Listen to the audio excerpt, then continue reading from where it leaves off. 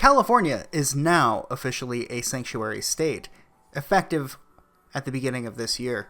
As somebody who has lived in California their entire life, I can say from my own personal experience that an overwhelming majority of Californians that I have met are against this sanctuary state nonsense, as well as these bills written by Scott Wiener, which I covered in an earlier video.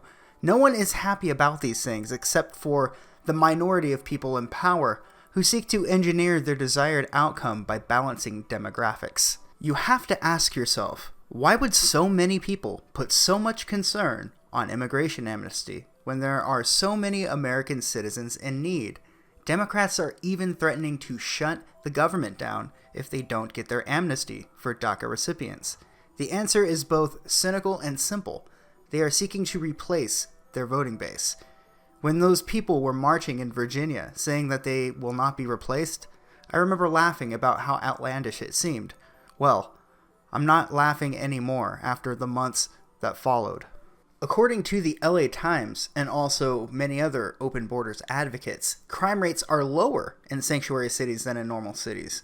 Not only is this not true, but it is opposite to the truth. As you can see for yourself in these graphs, there appears to be a direct correlation between unregulated mass immigration and a rise in crime.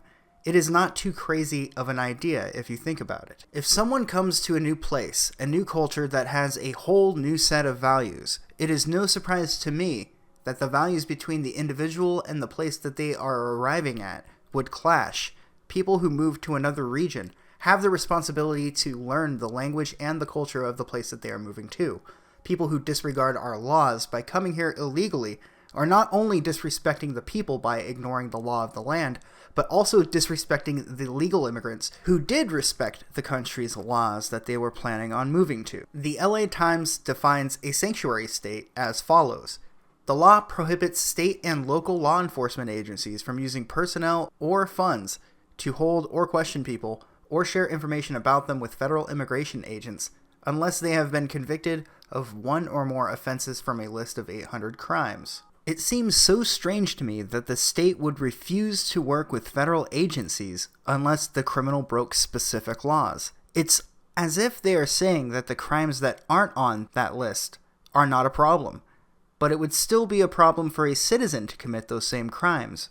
Really makes you think. An illegal immigrant can get a DUI and not be deported, then get free healthcare at the emergency room, and in many cases get free college, as well as many other benefits that are not granted to citizens who pay federal taxes. When some people say illegals do pay taxes, they are referring to state tax, which is almost impossible to avoid if you shop at stores. This is at least in California. As these illegals are not documented, there is nothing forcing them to even bother filing taxes each year. If you need a more concise list of benefits given to illegals, I have another video you can check out. A link to it is in the description. I had shown this picture earlier in the video, but to give you a little bit more context, this sign went up on New Year's Day welcoming felons, illegals, and MS-13, claiming that Democrats needed votes. It looks like I'm not alone in my assessment that these anti-border policies seek to replace their voting base with dependent and loyal alternative citizens. The funny thing about this sign is that they would have likely had people defending it if the person who made it took a little bit more time to make it a little less obvious. We cannot forget about Kate Steinle, the victim of a pistol that fired itself. The illegal immigrant that was in possession of the pistol claimed that it was wrapped in a shirt, which caused it to go off when dropped. He then kicked it into the water. The pistol was stolen from an off-duty U.S. Bureau of Land Management Rangers parked car, which the jury was told by the judge in honorly fashion that they were not to speculate whether or not the suspect stole the gun. Hey, remember when being in possession of stolen property was a crime? I found no mechanical malfunctions or issues with the firearm, according to Gerald Andrew Smith, a supervising criminologist at the San Francisco Police Department Crime Lab. The trigger will have to be pulled in order for the gun to operate. Kate Steinle, a woman who had done nothing wrong to anybody, also had her memorial removed by city officials after it was erected by members of a group called Identity Europa. An article went up on the San Francisco Examiner claiming that the city removed the memorial after comments from the family. It makes it sound as if they requested the memorial to be removed. So go ahead and take a look at that headline and then compare it to just a few lines after the first paragraph. The Steinle family placed a request with the mayor's office for the bench to remain as it was intended, a simple memorial in recognition to Kate and her spirit. Spokesperson for the mayor, Deirdre Hussey, said in a statement to the San Francisco Examiner. However, we do have a city policy in place in regards to active memorials that Public Works enforced. So they asked the family if they wanted it removed. The family said, no, go ahead and keep it up. And then the mayor, or rather a spokesperson from the mayor, says, well, we're going to take it down anyway. Even though we asked you if you wanted us to take it down by your request, since you didn't request it, we're just going to take it down anyway. Wow, those sound like some very tolerant people, don't they? I can just feel the compassion all the way from where I'm sitting.